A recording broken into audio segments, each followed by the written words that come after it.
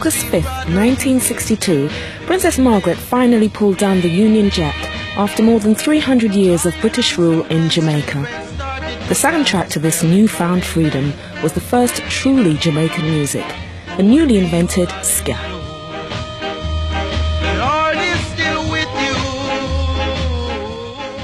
Because the time has come and we can have some fun, so take a run. You know, it was just a simple song and the people them jump to it and, you know, going around. And, whoa, whoa, whoa, we're independent, and, you know, flash them hands, and it was great. That was something to see and never can come back in Jamaica. We're independent. Independence came at that time when ska wasn't in speak. Yes. And so it was just jubilation all around. You understand? You know, with the acceptance that we were now a free country and ska in its peak. And everyone just went crazy for it. You couldn't go to a party before 62 we play ska. After that night, you had to play ska for the party to be successful. It was unbelievable. Everyone gravitated to it. This was something new, and I noticed something too. They had pride. When they looked at it, they said, "This is ours." It would have been nice to say, well, independence caused people to want their own music, but the music preceded independence. But it was a wonderful coincidence because independence gave it further drive. The music came first.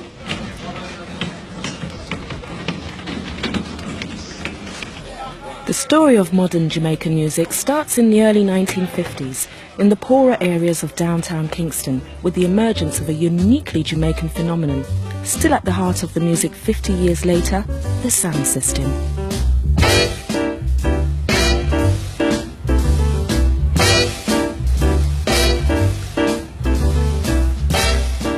The sound system is essentially a street discotheque with speakers big enough to raise a family in.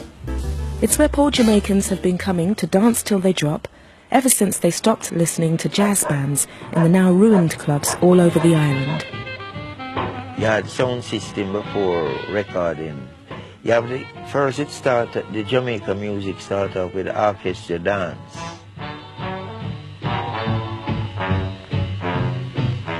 But when the sound system came in, they replaced the musician because people used to hire these bands to play, but the musician used to stop and eat a lot of corrigo, so it burned up a lot of time until, you know.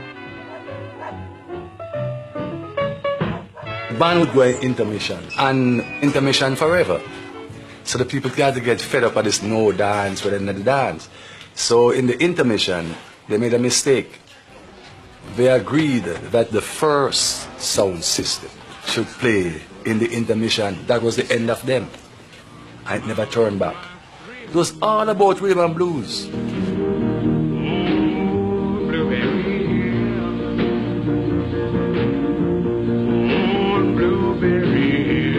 As the 1950s rolled on, the music of Fats Domino, Ray Charles and Louis Jordan was streaming into the island from Southern American radio stations just over 90 miles away. And with the sound systems blasting it out most nights of the week, downtown Kingston went dance crazy. And like any craze, it was rich with opportunity. People used to make money from it. You sell your own beer and you sell your own curry goat and rice, and you got the sounding system from 8 o'clock till like 6 in the morning, and they eating and dancing in the street. You get like 2,000-3,000 people, and you make a buck. Sound systems became the biggest local industry in downtown Kingston, and competition was fierce. To pull in the punters, you had to have the best music blasting out of your system. The race was on for the hottest American tunes. He's the sensation. You know, American people, they need cheap labor, so they bring it, cut them cane and things. But why the idea of cutting cane? If you buy rhythm and blues, 6 times more money you get because you're going to sell it back to sound system people. So everybody anxious to go to the farmer, but not for cut cane. They want to go buy some record, you know?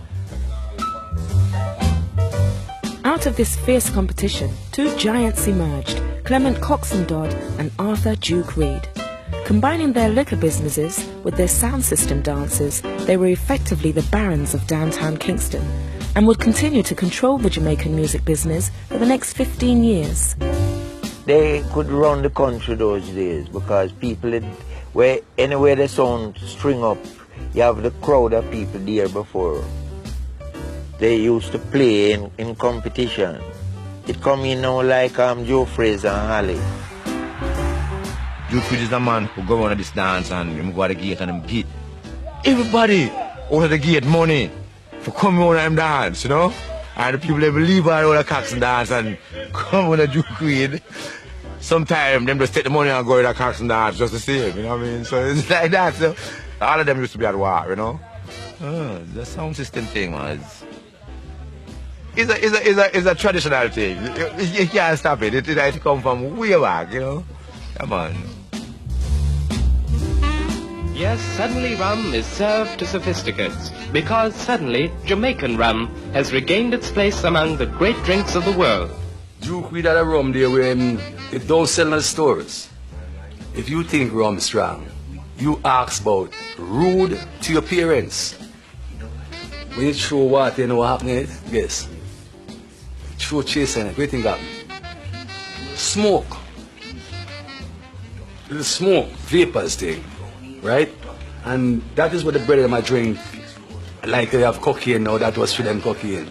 So after Duke Creed, give them 2 drinks of root to your parents and send them go cocks and dance. The dance done. People are jump fence to get out the fast.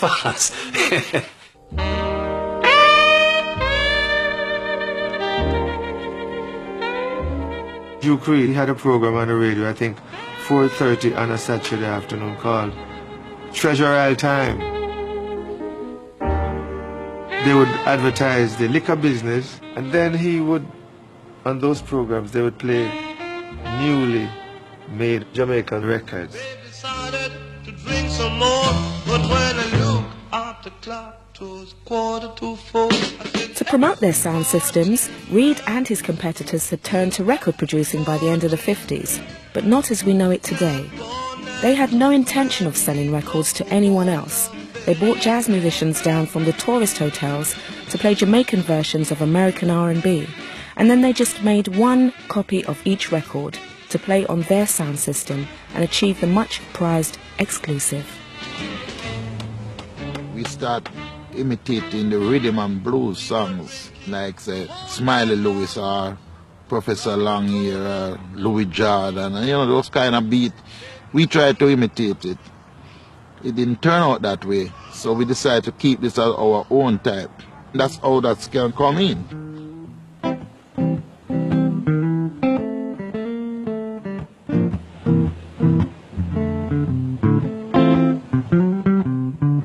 Styling like those was really rhythm and blues. What we did to this rhythm and blues is like you'd be doing 1, 2, 3, 4, 1, 2, 3, 4. But this kind of we change it to 1, 2, 3. And then it's more 2, 4, 2, 4 instead of 1.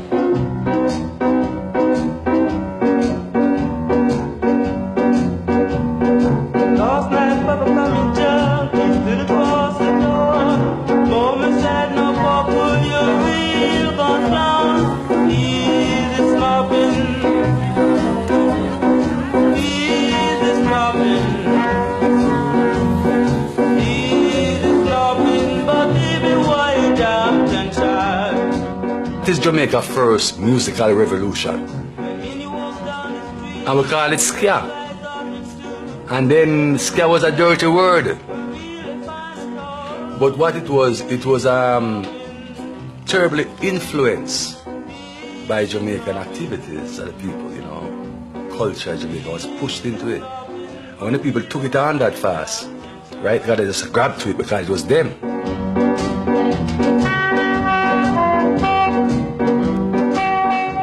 This is the way of life of the lower class people. We haven't got anything else. What else we have? I mean, the middle class or the upper class can buy a ticket and go to Miami or somewhere like that. That's all you have. You don't know anything else.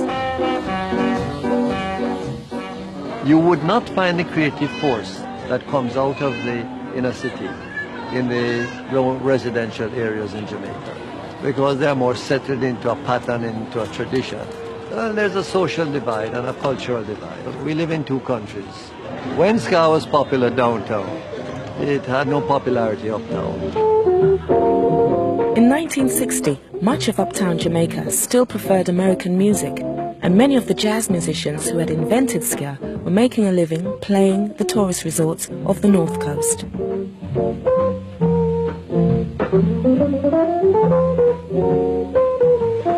I used to have a serious type of class prejudice in those days, let's call it that way. You know, and it would have hurt my career in a certain sense. You couldn't go uptown and play ska music, so it was really like an outlaw type of music, you know.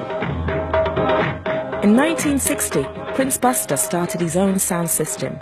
To steal a march on his rivals, he approached the ultimate outcasts of Jamaican society, the Rastafarians, who since the 30s had looked to Africa rather than Europe as a model. He persuaded Count Ozzy and his master drummers down from the Warwicker Hills into a recording studio.